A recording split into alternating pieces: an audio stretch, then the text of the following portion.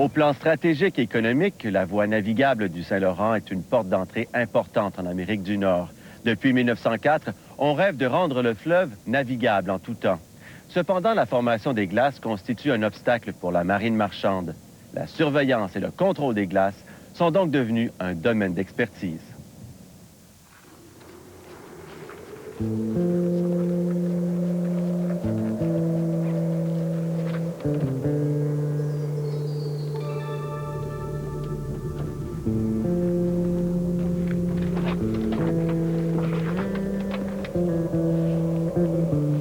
La saison des glaces est commencée. Lucie Thériault effectue sa patrouille quotidienne. Elle aide la garde côtière canadienne à remplir sa mission, tracer la route des bateaux qui sillonnent les eaux hivernales du Saint-Laurent.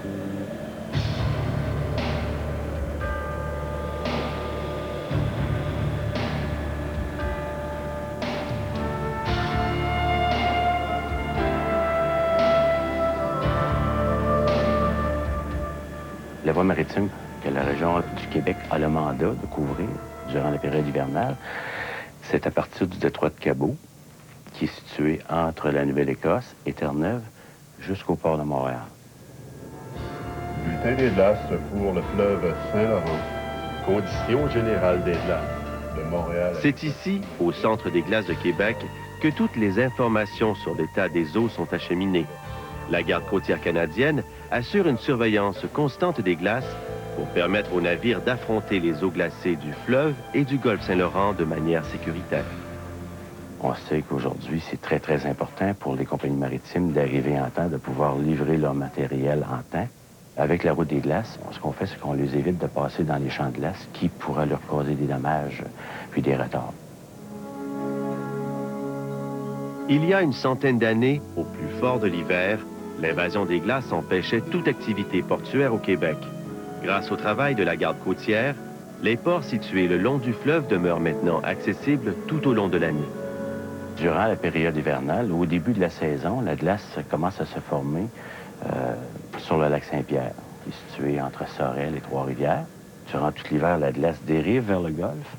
Et à partir du milieu de janvier, vers le 15 de janvier, on a le même phénomène. On a une dérive des glaces qui sont en provenance de la côte du Labrador, qui rentrent par le détroit de Belle-Île. Puis, vers le 15 de février, les deux régimes de glace se rencontrent dans le golfe, ce qui fait qu'à une période de l'année, troisième semaine, quatrième semaine de février, le golfe est gelé à son entier, à 90-95 %. Aujourd'hui, 19 décembre, journée de temps froid sous la moyenne saisonnière. Il fait moins 20 degrés Celsius. Lucie observe la formation des glaces entre Québec et Grondines. Aujourd'hui, on observe dans la région de Québec une concentration de 6 dixièmes de glace, ce qui veut dire la glace dans le secteur de Québec s'étend sur 6 dixièmes de la surface de la zone observée.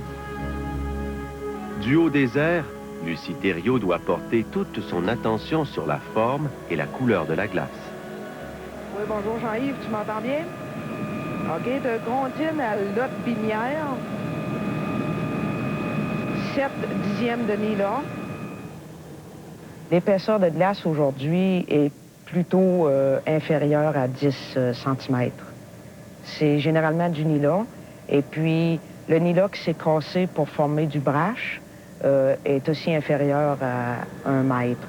Une glace transparente est très mince. Plus la glace épaissit, plus elle va prendre une teinte grise ou une teinte blanche.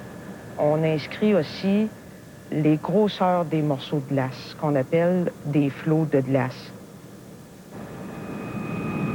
De Neuville au pont, 6 dixièmes de brachade.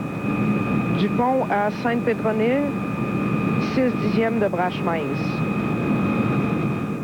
OK, bien, on voit là, que les battures ont avancé pas mal sur le lac Saint-Pierre. Ça fait que, avec les 3 prochaines nuits, là, que les températures minimum vont être autour de moins 20, et ça va, pour moi, il va se former pas mal de glace. Dans ce cas-là, on va mettre les limites de vitesse sur le lac Saint-Pierre. Pour déterminer la route qu'emprunteront les bateaux, Réginald Corriveau et son équipe s'inspirent non seulement des données recueillies par les patrouilles aériennes, mais aussi des prévisions météorologiques et des images satellites. Des radars et des caméras ont également été installés aux endroits stratégiques le long du fleuve pour permettre de suivre le mouvement des glaces en direct.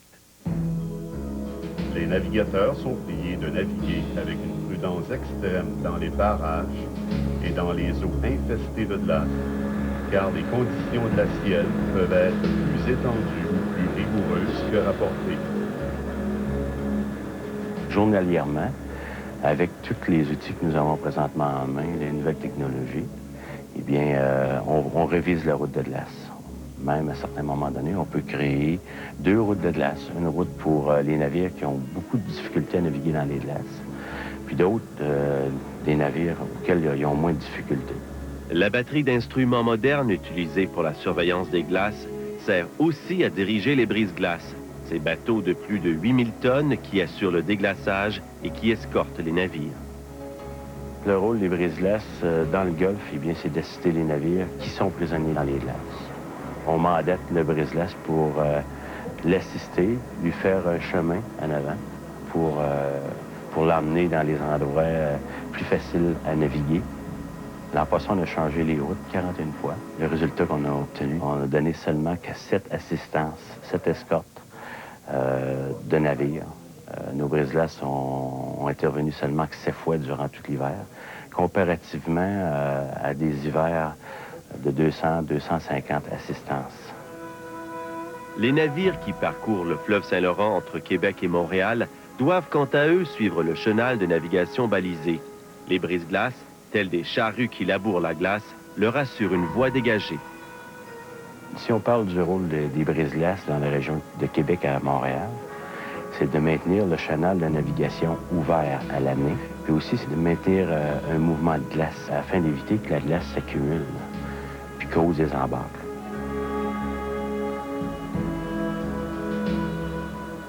Durant la saison, il faut aussi tenir compte de la circulation de la glace, de la pression et puis des banquises côtières qui se brisent.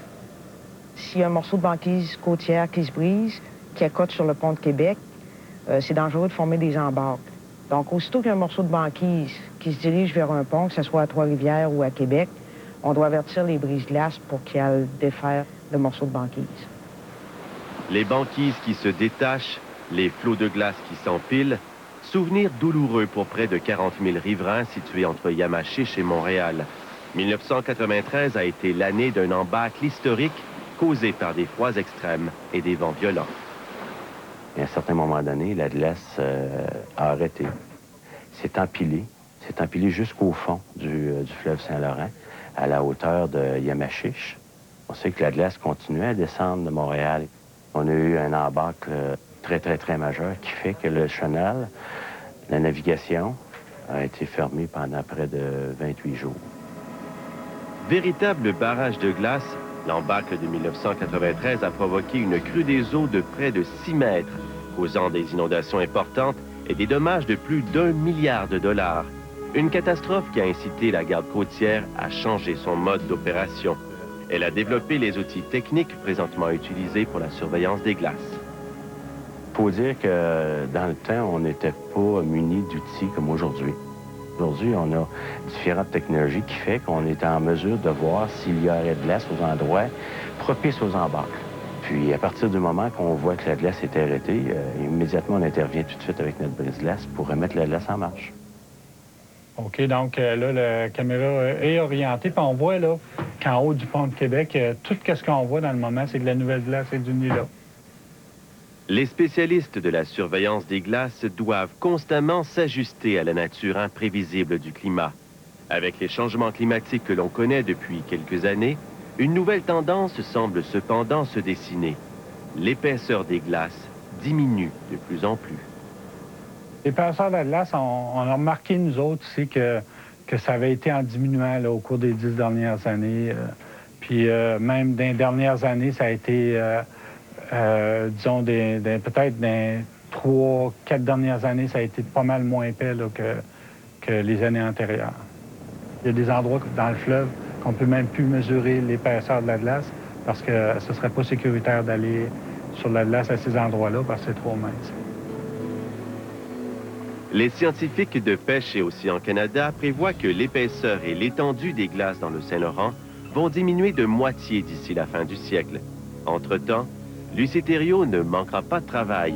Elle peut aller dormir tranquille dans sa résidence d'hiver, le Dégroseillier. Les bateaux sont arrivés à bon port.